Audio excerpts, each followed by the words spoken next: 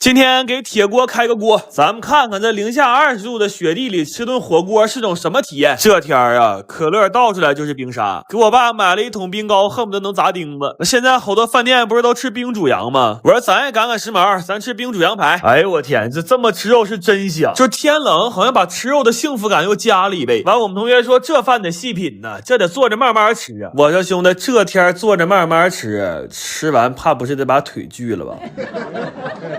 完，我哥非说桌上空，进屋又拌俩凉菜，真的，这也就是在自己家吃饭。他要敢在社会上这么吃，我估计他妈够判的了。完还敢喝铝罐可乐，我都怕他一使劲那舌头粘罐上。我跟你说，你别看天冷，但吃的贼全乎，什么牛羊肉、青菜、午餐肉，就连毛肚都准备了。你说这会儿人得多馋？完说吃这不冒汗，那边又起个炭炉子熏了个辣锅，等会儿在小灶里再涮点鸭肠和毛肚。我说不对呀，我怎么没吃着冻豆腐呢？我们同学说我都帮你藏雪里了，到时候你就说你家冻豆腐就是地里长的。哎呦我天，没他妈气死我！我说你可真有梗呀，哥们儿，你脑里是不是全是梗啊？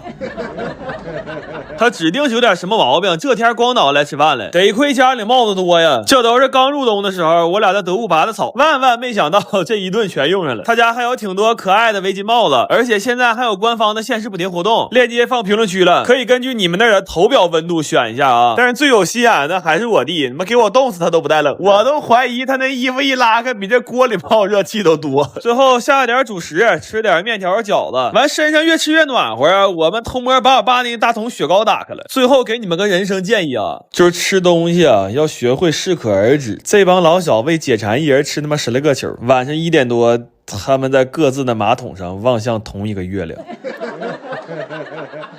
来了，该来的还是来了。我奶来电话说你爷最近消化不好，我们喝好几天大米粥了。我说那我过去给你俩煮点柿子面呢。我奶说你能不能听明白话？你爷消化不好，我他妈喝3天大米粥了。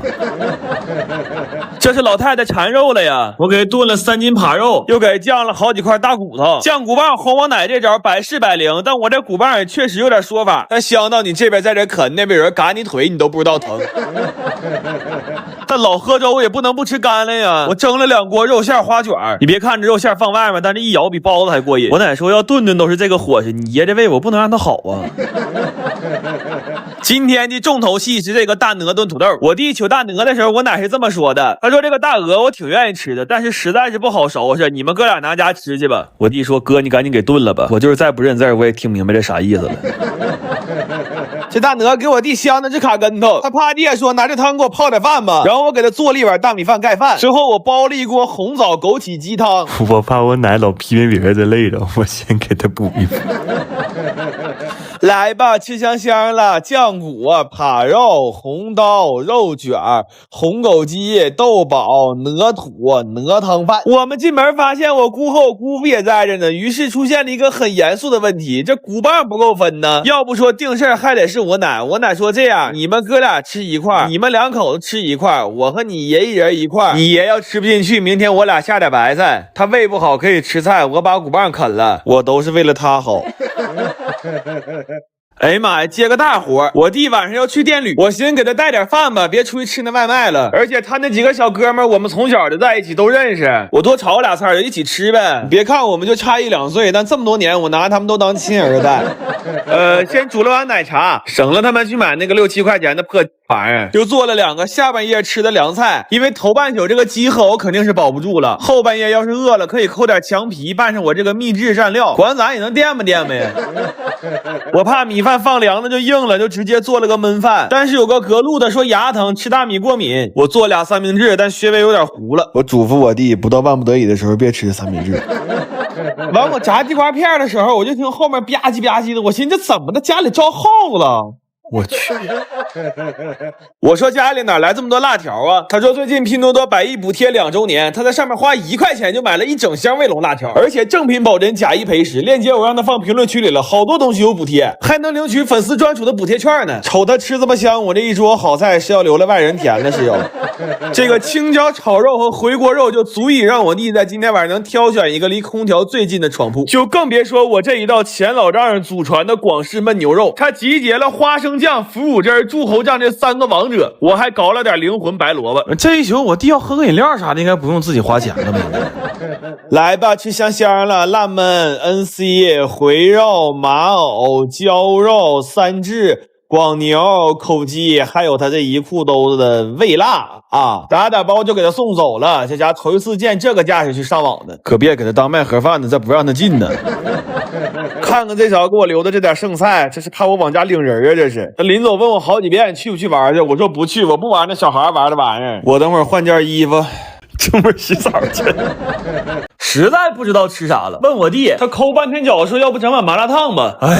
你说他就从来不吃那个老爷们吃的东西，这玩意儿不应该是2个小姑娘胳膊挎胳膊唠一道八卦吃的玩意儿吗？这俩姑娘上厕所都一起去，你信不信？